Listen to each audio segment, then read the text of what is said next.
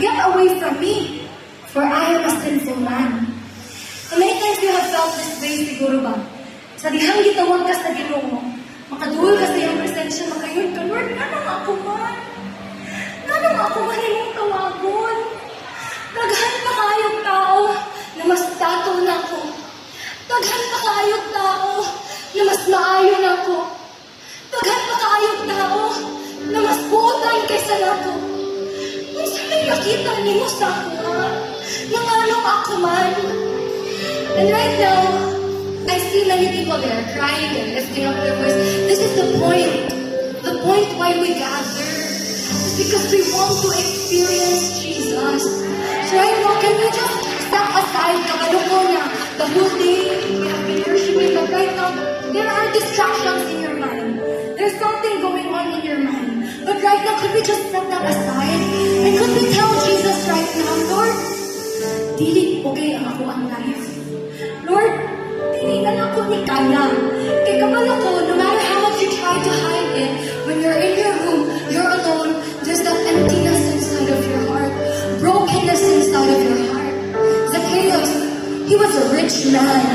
Zacchaeus had the things of this world. He was a corrupt tax collector, a sinner, a notorious sinner in the sight of the people.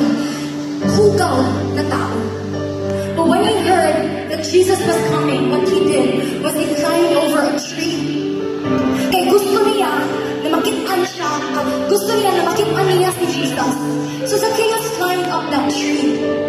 Pero, the most touching thing about that story for me, dili lang na nikatkat si Zacchaeus na makitaan niya si Jesus.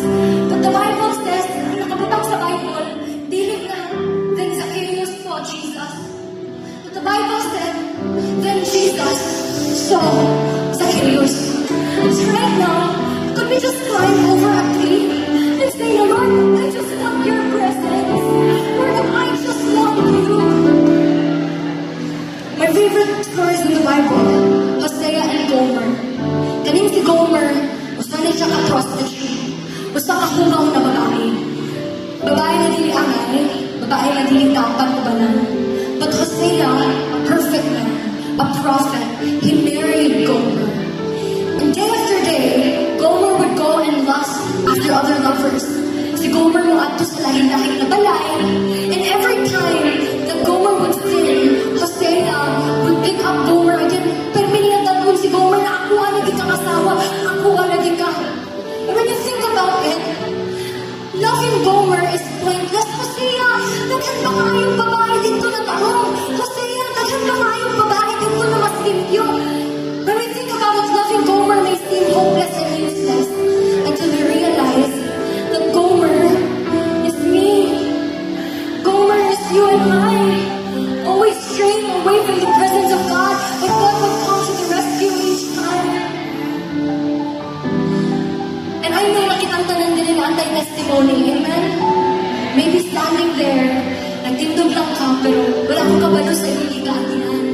Pwede na ang naap behind you, you survived a suicide attempt. Pwede na you were raised in an abusive home. Pwede na you are living but you feel like wala na ang presence ni Lord. Pwede na nagasayaw ka tambourine, pero wala ni mo nasaktan, wala ni mo give to mag-worship. Pwede na you are serving as a minister, as a pastor, but it's been so long since the last time that you knelt in the presence of God saying that, God, I can't do this without you. It can be when you're in the worship team, you are playing and you are singing songs, pero ang imong heart nawala na sa presensya ni Lord. But right now, gusto ka i-remind, remember where you have fallen. Remember the time that you were so on fire for God. Remember the time when you were so homeless. Wala na ilaing na niabdo para sa iyo, kundi ang presensya ni Lord nagkikapos niya, kibisita ka. Remember the time na naakay sakit, ikon sa mga doktor, dili ka kabaayo, sabihan niabdo ka sa Ginoo, anaay milagro sa imong kinabuhi. Nahinumduman pa nimo tong panahon na mabulag na ang imong pamilya, apan gipaila-ila sa Ginoo, ang iyang presensya sa imong kinabuhi, o na-restore mo, nabago mo. So right now, could we just remember everything that Jesus has done for us?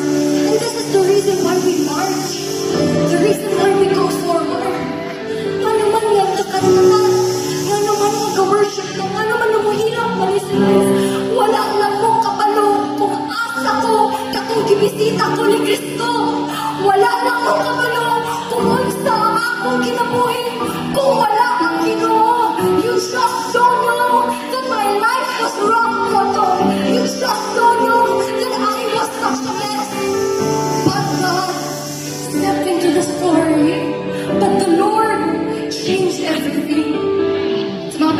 Spirit, sa mga worship teams, sa atong mga staff, sa mga dancers, sa mga Kristiyano.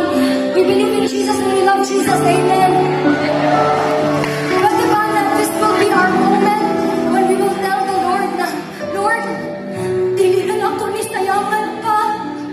Sa dihang na ilan-ilan di ka. Sa dihang na bating na ako ang iyong pagkikita. Dili na ako ni sayangan pa. Dili na ako ni sayangan na kalipay. Dili na ako sayangan na paghigugma. Kaya asa kaya mo kung wala ka. So right now, could we just tell God, Lord, dili na ako ni sayangan pa.